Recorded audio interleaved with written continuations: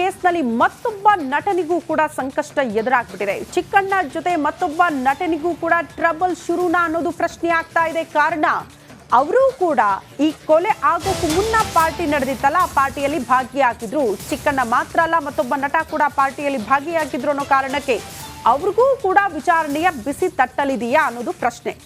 ಗರಡಿ ಚಿತ್ರದ ನಟ ಯಶಸ್ ಸೂರ್ಯನಿಗೆ ಸಂಕಷ್ಟ ಎದುರಾಗೋ ಸಾಧ್ಯತೆ. ಟೋನಿ ಬ್ರೂಕ್ ಪಾರ್ಟಿಯಲ್ಲಿ ಭಾಗಿಯಾದಂತಹ ಯಶಸ್, ಹಾಸ್ಯ ನಟ ಚಿಕ್ಕಣ್ಣ ಜೊತೆಗಿದ್ದ ನಟ ಯಶಸ್ ಸೂರ್ಯ. ಈ ಹಿನ್ನೆಲೆ ಯಶಸ್ಗೆ ಪೊಲೀಸರಿಂದ ನೋಟಿಸ್ ಕೊಡೋದಕ್ಕೆ ಸಿದ್ಧತೆಗಳಾಗ್ತಾ ಇದೆ. ಕೊಡುವ ಸಾಧ್ಯತೆಗಳು ಕೂಡ ದಟ್ಟವಾಗಿದೆ. ಕಾರಣ ಪಾರ್ಟಿಯಲ್ಲಿ ಈ ಕೊಲೆ ವಿಚಾರಕ್ಕೆ ಸಂಬಂಧಪಟ್ಟಂತೆ, ಕಿಡ್ನಾಪ್ ಕೇಸ್ಗೆ ಸಂಬಂಧಪಟ್ಟಂತೆ, ಹಲ್ಲೆ ವಿಚಾರಕ್ಕೆ ಸಂಬಂಧಪಟ್ಟಂತೆ ಏನಾದರೂ ಚರ್ಚೆ ಆಗಿತ್ತಾ? ಇದೆಲ್ಲವೂ ಕೂಡ ಪ್ರೀ ಪ್ಲಾನ್ಡಾ?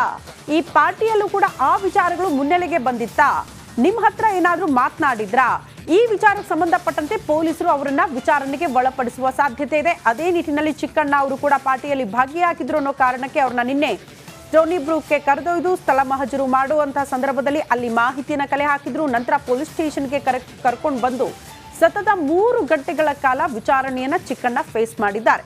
ಹಾಗಾಗಿ ಬರೀ ಚಿಕ್ಕಣ್ಣ ಮಾತ್ರ ಪಾರ್ಟಿಯಲ್ಲಿ ಭಾಗಿಯಾಗಿದ್ದಲ್ಲ, ಮತ್ತೊಬ್ಬ ನಟ ಯಶಸ್ ಕೂಡ ಭಾಗಿಯಾಗಿದ್ರು ಅನ್ನುವಂತಹ ವಿಚಾರ ಬೆಳಕಿಗೆ ಬರ್ತಾ ಇದೆ.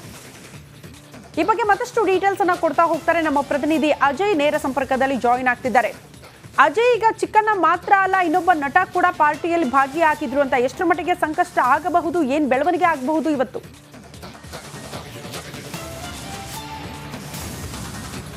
ಖಂಡಿತವಾಗ್ಲೂ ಶ್ರುತಿ, ಈಗಾಗಲೇ ಏನು ನಿನ್ನೆ ಚಿಕ್ಕಣ್ಣ ಕೂಡ ಆ ಪಾರ್ಟಿಯಲ್ಲಿ ಇದ್ರು ಅಂತ ಹೇಳಿ ಕೂಡ ಮಾತುಗಳಾಗಿತ್ತು. ಆನಂತರ ಅವ್ರಿಗೂ ಕೂಡ ನೋಟಿಸನ್ನು ಕೊಟ್ಟು ಆನಂತರ ಅವ್ರಿಗೂ ಕೂಡ ವಿಚಾರಣೆ ಮಾಡಿ ಈಗಾಗಲೇ ಪೊಲೀಸರು ಅವ್ರನ್ನ ಬಿಟ್ಟು ಕಳಿಸಿದ್ದಾರೆ. ಆಸ್ ಇಟ್ ಈಸ್ ಸೇಮ್ ಇದೇ ರೀತಿಯಾಗಿ ಈಗಾಗಲೇ ಯಶಸ್ ಸೂರ್ಯ ಏನಿದ್ದಾರೆ. ನಡಿ ಈಗ ಶುರು ಮಾಡೋಣ. ಕೇಸರಿಯಿಂದ ಮನೋಲ್ಲಾಸ ಮನಸ್ಸು ಮತ್ತೇರಿ ಕುಣಿದಾಡಿದೆ ನೋಡು, ಮನಸ್ಸು ಮತ್ತೇರಿ ಕುಣಿದಾಡಿದೆ ನೋಡು. ಕ್ಷಣ ಕ್ಷಣವೂ ಆಚರಿಸಿ ಕೇಸರಿ ಹಬ್ಬ. ವಿಮಲ್ ಬಾಯಲ್ಲಿ ಹೇಳಿ ಕೇಸರಿ. ಗರಡಿ ಚಿತ್ರದ ನಟ ಆಗಿರುವಂಥ ಏನು ನಾಯಕ ನಟ ಆಗಿರುವಂಥ ಯಶಸ್ ಸೂರ್ಯ ಏನಿದ್ರೆ ಅವರು ಕೂಡ ಅವತ್ತು ಶನಿವಾರ ಏನೊಂದು ಪಬ್ನಲ್ಲಿ ನಡೆದಂತಹ ಪಾರ್ಟಿಯಲ್ಲಿ ಭಾಗಿಯಾಗಿದ್ರು ಅಂತ ಹೇಳಿ ಈಗಾಗಲೇ ಗೊತ್ತಾಗಿರುವಂಥದ್ದು. ಸೊ ಹೀಗಾಗಿ ಅವ್ರಿಗೂ ಕೂಡ ಈಗಾಗಲೇ ನೋಟಿಸ್ ಕೊಡೋದಕ್ಕೂ ಕೂಡ ಪೊಲೀಸರು ಈಗಾಗಲೇ ಸಿದ್ಧತೆಯನ್ನು ಮಾಡ್ಕೊಂಡಿದ್ದಾರೆ. ಇನ್ನೂ ಕೂಡ ನೋಟಿಸ್ ಸರ್ವ್ ಆಗಿಲ್ಲ. ಒಂದು ವೇಳೆ ನೋಟಿಸ್ ಸರ್ವ್ ಆದರೂ ಕೂಡ ನಿನ್ನೆ ಯಾವ ರೀತಿಯಾಗಿ ಚಿಕ್ಕಣ್ಣ ಅವರಿಗೆ ಒಂದು ರೀತಿಯಾದಂತಹ ಒಂದು ಪ್ರೊಸೀಜರ್ ಫಾಲೋ ಆಯಿತು, ಅದೇ ರೀತಿಯಾಗಿ ಅವ್ರಿಗೂ ಕೂಡ ಒಂದು ರೀತಿ ಪ್ರೊಸೀಜರ್ ಫಾಲೋ ಆಗುತ್ತೆ. ಅವ್ರಿಗೂ ಕೂಡ ನೋಟಿಸನ್ನು ಸರ್ವ್ ಮಾಡ್ತಾರೆ. ಆನಂತರ ಅವ್ರಿಗೂ ಕೂಡ ವಿಚಾರಣೆಗೆ ಬರೋಕ್ಕೆ ಹೇಳ್ತಾರೆ. ಆನಂತರ ಅಲ್ಲಿ ಬಂದು ಅವರ ಇರುವಂಥ ಸ್ಟೇಟ್ಮೆಂಟ್ಗಳನ್ನ ಅವರು ಕೊಡಬೇಕಾಗತ್ತೆ. ಅವರಿಗೆ ಈ ಒಂದು ಕೊಲೆಗೆ ಸಂಬಂಧಪಟ್ಟಂತೆ ಯಾವುದೇ ರೀತಿಯಾದಂಥ ಏನಾದ್ರು ಮಾಹಿತಿ ಏನಾದ್ರು ಇತ್ತಾ, ಅಥವಾ ಅವತ್ತು ಹೋದಂಥ ಸಂದರ್ಭದಲ್ಲಿ ಏನಾದ್ರು ಮಾತಾಡುವಂಥ ಸಂದರ್ಭದಲ್ಲಿ ಏನಾದ್ರು ಇವರಿಗೆ ಕಿವಿಗೆ ಬಿತ್ತಾ, ಅಥವಾ ನಿಮಗೆ ಇದ್ರ ಬಗ್ಗೆ ಏನಾದ್ರು ಮಾಹಿತಿ ನೀಡಿದ್ರಾ ಏನು? ಆಸ್ ಇಟ್ ಈಸ್ ನಿನ್ನೆ ಚಿಕ್ಕಣ್ಣಗೆ ಏನಾಯಿತು ಅದೇ ರೀತಿಯಾಗಿ ಇವ್ರಿಗೂ ಕೂಡ ಪ್ರೊಸೀಜರ್ ಫಾಲೋ ಆಗುತ್ತೆ. ಆದರೆ ಇನ್ನೂ ಕೂಡ ನೋಟಿಸ್ ಸರ್ವ್ ಮಾಡಿಲ್ಲ. ಹಿರಿಯ ಅಧಿಕಾರಿಗಳ ಗಮನಕ್ಕೆ ತಂದು ಆನಂತರ ಅವ್ರಿಗೂ ಕೂಡ ನೋಟಿಸ್ ಸರ್ವ್ ಮಾಡಿ ಅವ್ರನ್ನೂ ಕೂಡ ಕರೆಸಿ ಆನಂತರ ವಿಚಾರಣೆ ಮಾಡುವಂತ ಎಲ್ಲ ಸಾಧ್ಯತೆಗಳು ಕೂಡ ಈಗಾಗಲೇ ಹೆಚ್ಚಾಗಿರುವಂತದ್ದು.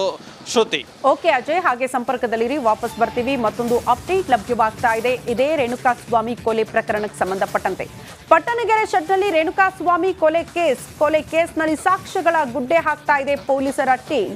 ದರ್ಶನ್ ಮತ್ತು ಗ್ಯಾಂಗ್ ವಿರುದ್ಧ ಎಷ್ಟು ಸಾಕ್ಷ್ಯಗಳಿದೆ ಗೊತ್ತಾ? ಎಷ್ಟು ಸಾಕ್ಷ್ಯಗಳನ್ನ ಪೊಲೀಸರು ಈ ಪ್ರಕರಣಕ್ಕೆ ಸಂಬಂಧಪಟ್ಟಂತೆ ಇಲ್ಲಿ ತನಕ ಕಲೆ ಹಾಕಿದ್ದಾರೆ, ಅದನ್ನ ರಿಪಬ್ಲಿಕಾಣದಲ್ಲಿ ಎಕ್ಸ್ಕ್ಲೂಸಿವ್ ಆಗಿ ಮಾಹಿತಿಯನ್ನ ನಿಮ್ಮ ಮುಂದೆ ಇಡ್ತಾ ಹೋಗ್ತೀವಿ. ಇದು ರಿಪಬ್ಲಿಕಾಣದ ಮತ್ತೊಂದು ಎಕ್ಸ್ಕ್ಲೂಸಿವ್ ಸುದ್ದಿ. ರೇಣುಕಾಸ್ವಾಮಿ ಕೊಲೆ ಪ್ರಕರಣಕ್ಕೆ ಸಂಬಂಧಪಟ್ಟಂತೆ ನಿರಂತರವಾಗಿ ನಿಮ್ಮ ರಿಪಬ್ಲಿಕಾಣ ಫಾಲೋ ಅಪ್ ಮಾಡ್ತಾ ಇದೆ. ಕ್ಷಣ ಕ್ಷಣದ ಮಾಹಿತಿಯನ್ನ ನಿಮ್ಮ ಮುಂದೆ ಇಡ್ತಾ ಇದ್ದೀವಿ. ಕೊಲೆ ಕೇಸ್ನಲ್ಲಿ 27ಕ್ಕೂ ಹೆಚ್ಚು ಮಂದಿಯ ವಿಚಾರಣೆ ಇಲ್ಲಿ ತನಕ ಆಗಿದೆ.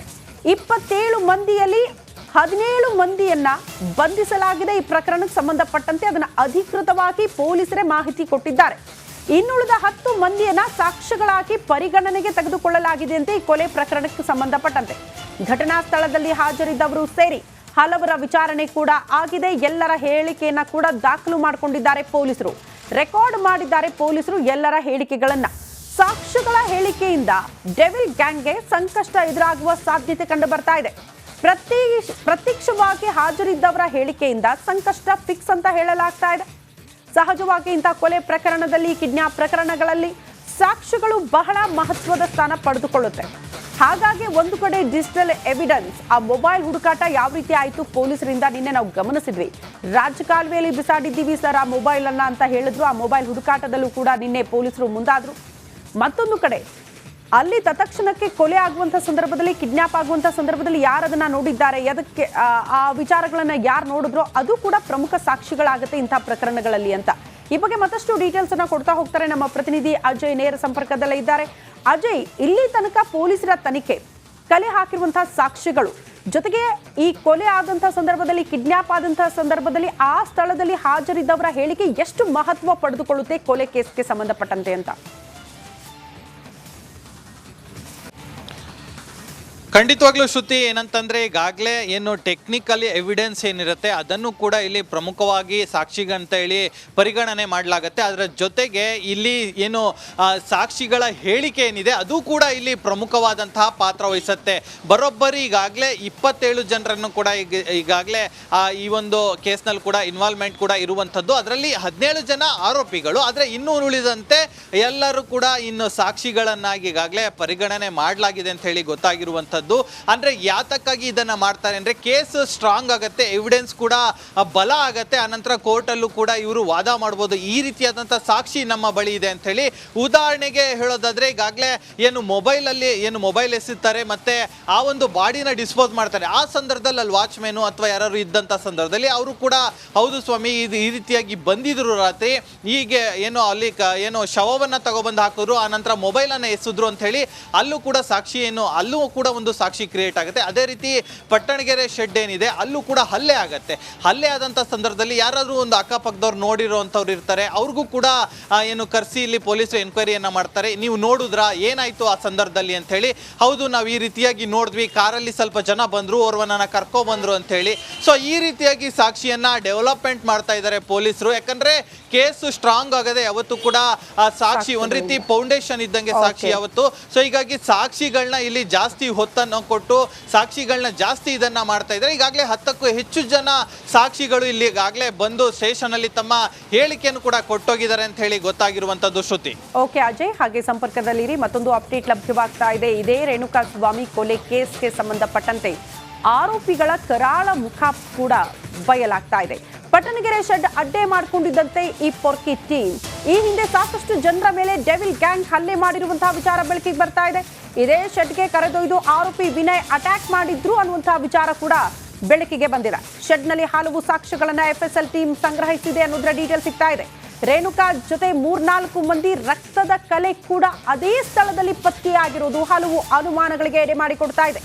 ರಕ್ತದ ಕಲೆಗಳನ್ನ ನೋಡಿ ಆಶ್ಚರ್ಯ ಪಟ್ಟಿದ್ದಾರಂತೆ ಅಧಿಕಾರಿಗಳು.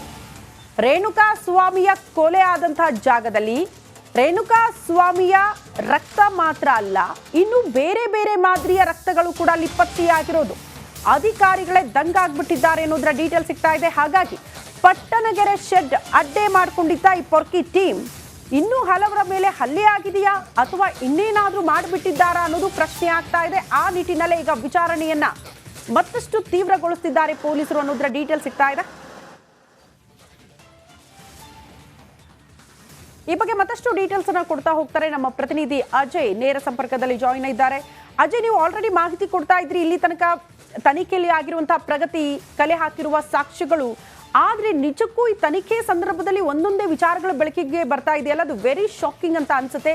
ಪಟ್ಟಣಗೆರೆ ಶೆಡ್ ರಹಸ್ಯ ಸದ್ಯ ತನಿಖೆ ಯಾವ ರೀತಿ ಸಾಗ್ತಾ ಇದೆ, ಬೇರೆ ಬೇರೆ ಮಾದರಿಯ ರಕ್ತದ ಕಲೆಗಳು ಪತ್ತೆಯಾಗಿರೋದು ಹಲವು ಅನುಮಾನಗಳಿಗೆ ಎಡೆ ಮಾಡಿಕೊಡ್ತಾ ಇದೆ. ಅಜಯ್, ಖಂಡಿತವಾಗ್ಲೂ ಶ್ರುತಿ, ಏನಂತಂದ್ರೆ ಪಟ್ಟಣಗೆರೆ ಶೆಡ್ ಏನಿದೆ ಅಲ್ಲಿಗೆ ಮೊದಲಿಗೆ ಫೊರೆನ್ಸಿಕ್ ಟೀಮ್ ಹೋಗುತ್ತೆ. ಏನೋ ಬೆಳಗ್ಗೆ ಹೋದಂಥ ಟೀಮು ರಾತ್ರಿವರೆಗೂ ಕೂಡ ಅಲ್ಲಿ ಸಾಕ್ಷಿಗಳನ್ನ ಸಂಗ್ರಹಣೆ ಮಾಡೋಕ್ಕೆ ಮುಂದಾಗತ್ತೆ. ಅಲ್ಲಿ ರೇಣುಕಾ ಸ್ವಾಮಿ ಕೊಲೆಗೆ ಸಂಬಂಧಪಟ್ಟಂಥ ಸಾಕ್ಷಿಗಳನ್ನ ಸಂಗ್ರಹಣೆ ಮಾಡುವಂಥ ಸಂದರ್ಭದಲ್ಲಿ ಬೇರೆ ಬ್ಲಡ್ ಸ್ಟೇನ್ಸು ಅಂದರೆ ರಕ್ತದ ಕಲೆಗಳು ಕೂಡ ಆ ಒಂದು ಶೆಡ್ನಲ್ಲೂ ಕೂಡ ಸಿಕ್ಕಿರುವಂಥದ್ದು. ಅದನ್ನು ಕೂಡ ಅಂದರೆ ಅದು ನೋಡಿದ ತಕ್ಷಣ ಏನು ರೇಣುಕಾ ಸ್ವಾಮಿ ಇದೆ ಅಂತ ಅನ್ಸತ್ತೆ. ಆದರೆ ಅದನ್ನು ತಗೊಂಡೋಗಿ ಲ್ಯಾಬ್ನಲ್ಲಿ ನೋಡಿದಂಥ ಸಂದರ್ಭದಲ್ಲಿ ಗೊತ್ತಾಗುತ್ತೆ ಗೊತ್ತಾಗತ್ತೆ. ಇಲ್ಲ ಇದು 3-4 ತಿಂಗಳ ಹಿಂದೆ ಇದು ಬ್ಲಡ್ ಸ್ಟೇನ್ಸ್ ಅಂತ ಹೇಳಿ. ಅಂದ್ರೆ ಇವರು ಈ ಒಂದು ಶೆಡ್ ಅನ್ನ ಅಡ್ಡವನ್ನಾಗಿ ಮಾಡ್ಕೊಂಡಿರ್ತಾರೆ.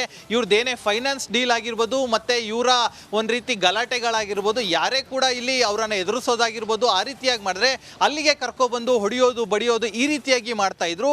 ಇಲ್ಲಿ ರೇಣುಕಾ ಸ್ವಾಮಿ ಕೊಲೆ ಆಗಿದೆ, ಹೀಗಾಗಿ ಎಲ್ಲರಿಗೂ ಕೂಡ ಗೊತ್ತಾಗಿದೆ. ಆದ್ರೆ ಗೊತ್ತಿಲ್ಲದೇನೆ ಸಾಕಷ್ಟು ಜನರಿಗೆ ಇವ್ರ ಕಡೆಯಿಂದ ನೋವುಗಳಾಗಿದೆ ಅನ್ನೋದು ಕೂಡ, ಹಲ್ಲೆಗಳಾಗಿದೆ ಅನ್ನೋದು ಕೂಡ ಈಗ ಬಯಲಾಗ್ತಾ ಇರುವಂಥದ್ದು. ಅದರಲ್ಲೂ ಕೂಡ ಫಾರೆನ್ಸಿಕ್ ಅಂದ್ರೆ ಸೋಕೋ ಟೀಮ್ ಏನಿದೆ ಅವರು ಲ್ಯಾಬ್ನಲ್ಲಿ ಟೆಸ್ಟ್ ಮಾಡಿದಂಥ ಸಂದರ್ಭದಲ್ಲಿ ಕೂಡ ಬ್ಲಡ್ ಸ್ಟೇನ್ಸ್ಗಳು ಕೂಡ ಸಿಕ್ಕಿರುವಂಥದ್ದು. ಅದು ಪ್ರಮುಖವಾಗಿ ಇಲ್ಲಿ ಎಲ್ಲವನ್ನು ಹೇಳ್ತಾ ಇರುವಂಥದ್ದು. ಇದರಿಂದಾಗಲೇ ಈಗಾಗಲೇ ಆ ಪಟ್ಟಣಗೆರೆ ಶೆಡ್ನ ಜಯಣ್ಣ ಏನಿದ್ದಾರೆ ಓನರು, ಅವ್ರಿಗೂ ಕೂಡ ನಿನ್ನೆ ಕರೆಸಿದ್ದಾರೆ, ವಿಚಾರಣೆ ಮಾಡಿದ್ದಾರೆ. ಅವರು ಇಲ್ಲ ನನಗೆ ಈ ಬಗ್ಗೆ ಗೊತ್ತಿಲ್ಲ, ನಾನು ಬಾಡಿಗೆ ಕೊಟ್ಟಿದ್ದೀನಿ ಅನ್ನೋ ಮಾತನ್ನು ಹೇಳಿದ್ದಾರೆ. ಸೊ ಹೀಗಾಗಿ ಕಿಶೋರ್ ಯಾರು ಆ ಬಾಡಿಗೆ ಪಡೆದಂಥ ವ್ಯಕ್ತಿ, ಅವನಿಗೆ ಕೂಡ ಈಗಾಗಲೇ ವಿಚಾರಣೆ ಕರೆದು ಏನಪ್ಪ ಇದು ಇಷ್ಟು ದಿನದಿಂದ ಏನು ಮಾಡ್ತಿದ್ದೆ, ಇಷ್ಟು ದಿನ ನಿಂಗೆ ಇದ್ರ ಬಗ್ಗೆ ಗೊತ್ತಿರಲಿಲ್ವಾ ಅಂತ ಇದ್ರ ಬಗ್ಗೆನೂ ಕೂಡ ಪ್ರಶ್ನೆ ಮಾಡ್ತಾರೆ.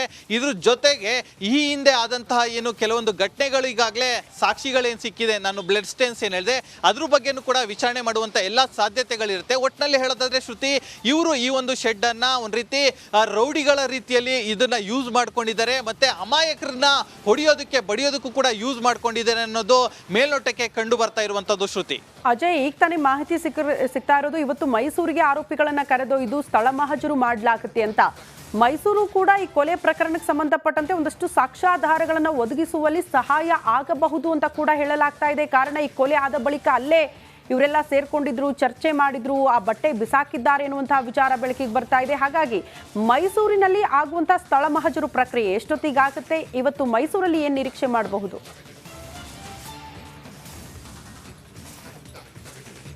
ಖಂಡಿತವಾಗ್ಲೂ ಶ್ರುತಿ, ಏನಂತಂದ್ರೆ ಮೈಸೂರಿಗೂ ಕೂಡ ನಟ ದರ್ಶನ್ ಸೇರಿದಂತೆ ಆತನ ಕಾರ್ ಚಾಲಕ ಲಕ್ಷ್ಮಣ್ ಸೇರಿದಂತೆ ಇನ್ನುಳಿದ 3-4 ಜನರನ್ನು ಕೂಡ ಮೈಸೂರಿನಿಗೆ ಕರ್ಕೊಂಡೋಗಿ ಅಲ್ಲಿ ಅವರು ಒಂದು ಹೋಟ್ಲಲ್ಲಿ ಏನು ಮೀಟಿಂಗ್ ಅನ್ನ ಮಾಡ್ತಾರೆ. ಆ ಒಂದು ಮೀಟಿಂಗ್ ಎಲ್ಲಾಯ್ತು ಅನ್ನೋದ್ರ ಬಗ್ಗೆ ಕೂಡ ಮಹಜರು ಬಾಕಿ ಇರುವಂಥದ್ದು. ಮಹಜರು ಮಾಡೋದಕ್ಕೆ ಅಂತಾನೆ ಈಗಾಗಲೇ 5 ದಿನಗಳ ಕಾಲ ಪೊಲೀಸ್ ಕಸ್ಟಡಿಗೆ ಕೇಳಿ ನ್ಯಾಯಾಧೀಶರ ಇಲ್ಲಿ ಪರ್ಮಿಷನ್ ತಗೊಂಡು ಈಗಾಗಲೇ 5 ದಿನ ಕಸ್ಟಡಿಗೂ ಕೂಡ ತಗೊಂಡಿರುವಂಥದ್ದು. ಇವತ್ತು ಕೂಡ ಹೋಗುವಂಥ ಸಾಧ್ಯತೆಗಳಿದೆ. ಆದರೆ ಅಧಿಕೃತವಾಗಿ ಯಾವುದೇ ರೀತಿಯಾಗಿ ಪೊಲೀಸರು ಇಲ್ಲಿ ಹೇಳಿಲ್ಲ ನಾವು ಹೋಗ್ತೀವಿ ಅಂತ ಹೇಳಿ. ಆದರೆ ಹೋಗುವಂಥ ಎಲ್ಲ ಸಾಧ್ಯತೆಗಳು ಕೂಡ ಇರುತ್ತೆ. ಯಾಕಂದರೆ ಬಹುತೇಕ ಎಲ್ಲ ಜಾಗಗಳ ಅಂದರೆ ಕ್ರೈಮ್ ಇನ್ಸಿಡೆಂಟ್ ಆಗಿರುವಂತಹ ಎಲ್ಲ ಜಾಗಗಳ ಮಹಜರ್ ಪ್ರಕ್ರಿಯೆ ಕೂಡ ಮುಗ್ದಿರುವಂಥದ್ದು. ಆದರೆ ಮೈಸೂರು ಒಂದೀಗ ಬಾಕಿ ಇರುವಂಥದ್ದು. ಯಾಕಂದರೆ ಏನು ಕೊಲೆ ನಡೆದ ನಂತರದಲ್ಲೂ ಕೂಡ ನಟ ದರ್ಶನ್ ಅಲ್ಲಿ ಹೋಗಿರ್ತಾರೆ, ಅಲ್ಲೂ ಕೂಡ ಅಲ್ಲಿಂದನೇ ಇವರನ್ನು ಬಂಧನ ಮಾಡಿಕೊಂಡು ಕರ್ಕೊಂಬರುವಂಥದ್ದು. ಅಂದರೆ ಕೊಲೆ ಆದ ನಂತರದಲ್ಲೂ ಕೂಡ ಕೆಲವೊಂದು ಡಿಸ್ಕಷನ್ ಮಾಡೋದಕ್ಕೆ, ಅಂದರೆ ನೀವು ಹೋಗಿ ಸರೆಂಡರ್ ಆಗಿ ಅಂತಲೂ ಕೂಡ ಇಲ್ಲಿ ಹೇಳಿ ಕಳಿಸಿರ್ತಾರೆ. ಸೊ ಹೀಗಾಗಿ ಆ ಒಂದು ವಿಚಾರವಾಗೂ ಕೂಡ ಅಲ್ಲಿ ಎಷ್ಟು ಜನ ಹೋಗಿದ್ರು, ಅಲ್ಲಿ ಏನೇನೆಲ್ಲ ಮಾತಾಯಿತು, ಯಾವ ಜಾಗದಲ್ಲಿ ಅಲ್ಲಿ ಮಾತನಾಡಿದ್ರು, ಇವೆಲ್ಲವೂ ಕೂಡ ಆ ಒಂದು ಮಹಜರಲ್ಲಿ ಕೂಡ ನೋಡಬೇಕಾಗತ್ತೆ. ಆ ನಂತರ ಅದನ್ನು